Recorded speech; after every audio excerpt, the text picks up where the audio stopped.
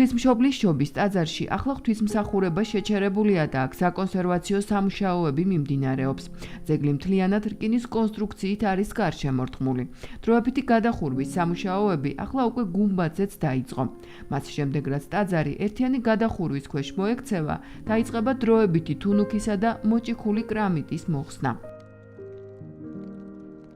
ჩვენ განვაახლეთ ერთიანადროებითი გადახურვის სტრუქტურის სამუშაოები. დღესდღეობით გერმანელი სპეციალისტები მუშაობენ გუმბათის ერთიანადროებით გადახურვაზე და ჩვენ გუმბათს მოვაქცევთ სტრუქტურაში, რომლის შემდეგაც მთელი ეს, რასაც ვხედავთ, პირველი ფაზის დროს განხორციელებული სამუშაოები და შემდგომ გადახურული სტრუქტურა გუმბათის ერთიანად მისი ვერტიკალები შეიფუთება იგივე მაღალტექნოლოგიური მატერიით, რომლითაც გადახურულია დღეს მოზაიკა უსაფრთხოდ არის და მოზაიკაზე მივახცევთ იმას, რომ პირველად დიდებულებით ვიხილოთ ის საბოლოოდ დასრულდება მისი კონსერვაცია.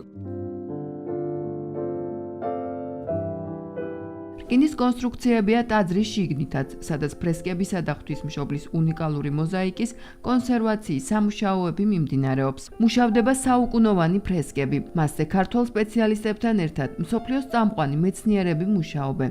მათ შორის არის მოზაიკის რესტავრატორი, იტალიელი რობერტო ნარდი. ღვთისმშობლის მოზაიკა დაზიანებულია. დიდი შანსია რომ ჩამოვარდეს. ერთი წლის წინ ჩვენ გვთხოვეს გვემუშავა კონსერვაციის პროექტზე.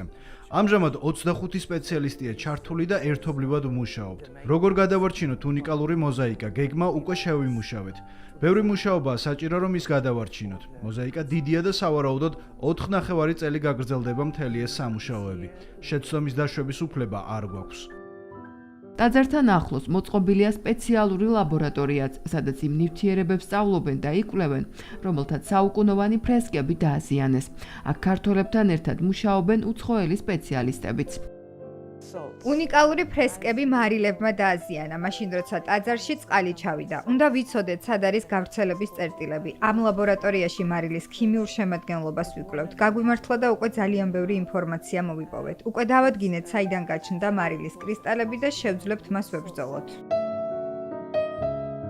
უკვე რამდენიმე წელია გელათის აღდგენა კონსერვაციის სამუშაოებზე პასუხისმგებლობა საპატრიარქომ აიღო.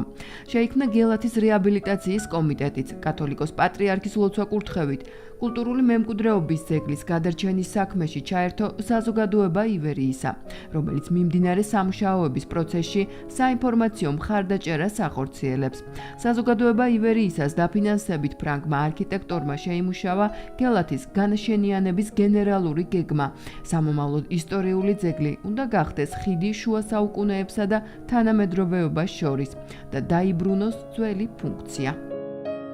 ეს ალბათ ყველა ჩვენთაგანი სურვილია, რომ რაღაცა ფორმა მოვუწებდოთ ისეთი, რომ მე-12 საუკუნეს დავითის იდეა ცოდნის, რწმენის და განათლების ერთად ყოფნის მოდელი მოიძებნოს და ვფიქრობ, რომ აკადემია არის საუკეთესო პლატფორმა, სადაც სწორედ უნდა შევეცადოთ 21 საუკუნის მოდელი მოვუწებნოთ. გარკვეულწილად ალბათ ხიდია წარსულს თანამედროვეობასა და მომავალს შორის.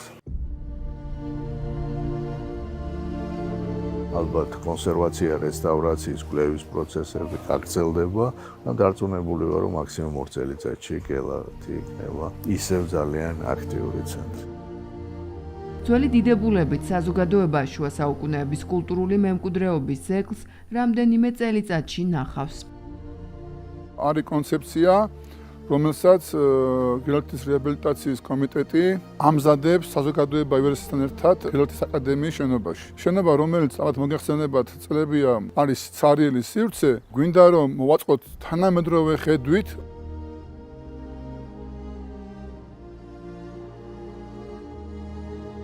საზოგადოება ივერიისა. დატოვე შენი კვალი ისტორიის ახალ ფურცელზე.